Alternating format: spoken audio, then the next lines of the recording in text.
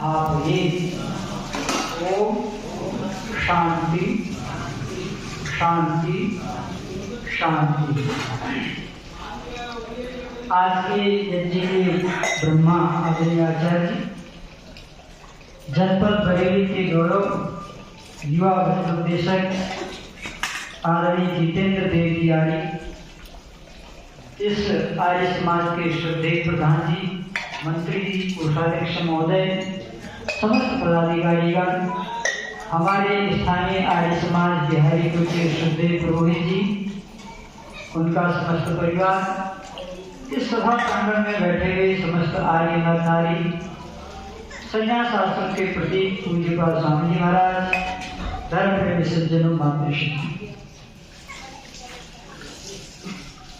आज पूरे विश्व में सत्संग होते हैं। केवल आर्य समाज में ही नहीं, अनेक मत मतांतर संप्रदाय हैं जहाँ अपने अपने तरीके से सत्संग होते हैं। ऐसे में आर्य समाज के सत्संग की क्या आवश्यकता है? क्योंकि एक कार्य जब सब जगह हो रहा हो तो उसकी पुनरावृत्ति हम भी करें, बहुत अच्छा तो नहीं लगता, लेकिन फिर भी आर्य समाज के सत्संग की आवश्यकता क्यों है, इस पर हमें विचार करना है। दुनिया में जितने भी मजहब हैं, संगठन हैं, संप्रदाय हैं, वो अच्छी बातें कहते हैं। क्या कहते हैं? अच्छी बातें कहते हैं, परंतु आर्य समाज सच्ची बात कहता है। आर्य समाज क्या कहता है? सच्ची बात। ये अंतर है। अच्छी बात तो सब कहते हैं, मगर अगर बात सच्ची न हो तो उस अच्छी बात से क्या लेना? आर्य समाज के सत्संग की जो सबसे बड़ी आवश्यकता है वो ये है कि आर्य समाज सच्ची बात कहता है। दूसरी चीज, अन्य लोग जो सत्संग करते हैं वो भाव प्रधान होते हैं। क्या होते हैं?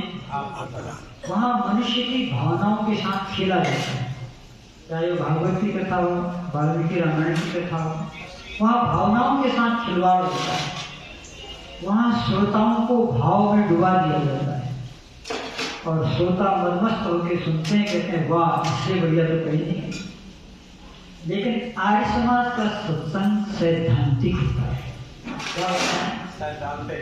सैद्धांतिक होता है, बौद्धिक होता है। ये अंतर है। यदि आपने आर्य समाज के सत्संग को सुन लिया तो फिर आपका मन अन्य सत्संग में जाने को करेगा ही नहीं। अगर किसी व्यक्ति ने खीर खा ली फिर उसको भात खाने की आवश्यकता नहीं। खीर के बाद भात कौन खाता है? भात के बाद तो लोग खीर खा लेते हैं, लेकिन खीर के बाद भात कोई नहीं खाता। ये विशेषता है। तो आज कार्यक्रम का प्रथम सत्र है, प्रथम सभा है। मनु महाराज के श्लोक को आपके सामने रखता हूँ, फिर आगे चर्चाएं चलती रही। मनु कहते हैं, महर्षि मनु, यथा शक्ति न हावि। हर मनुष्य के पास कुछ न कुछ शक्ति होती है और कुछ न कुछ सामर्थ्य होता है, प्रत्येक मनुष्य के पास। और विश्व में किसी भी मनुष्य की शक्ति और सामर्थ्य बराबर नहीं होता, कुछ न कुछ कम और ज्यादा होता है। इस बात का अन्वेषण महर्षि मनु ने किया। तो महर्षि मनु हमसे अनुरोध कर रहे हैं, निवेदन कर रहे हैं या प्रेरणा कर रहे हैं। और यदि हम ऋषियों के भक्त हैं तो ये भी सोच सकते हैं कि मनु आदेश भी करते हैं। कुछ लोग आदेश की भाषा समझते हैं, कुछ लोग प्रेरणा की भाषा समझते हैं। तो जो भी आप समझें कि महर्षि मनु हमसे कह रहे हैं, वो कह रहे हैं यथाशक्ति। आपके पास कितनी शक्ति है इसका मूल्यांकन आप ही कर सकते हैं, दूसरा नहीं कर सकता। आपके पास कितना सामर्थ्य है इसका भी आंकलन आप ही कर सकते हैं। तो यहाँ पर महर्षि मनु ने बहुत उदारता हमारे लिए रखी, बड़ी करुणा, क्योंकि ऋषियों के पास करुणा होती है, ऋषि बड़े उदार होते हैं।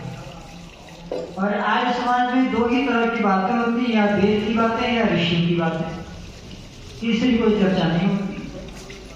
और मैं भी आपको तीनों दिन या तो वेद की बात कहूंगा या ऋषियों की बात कहूंगा।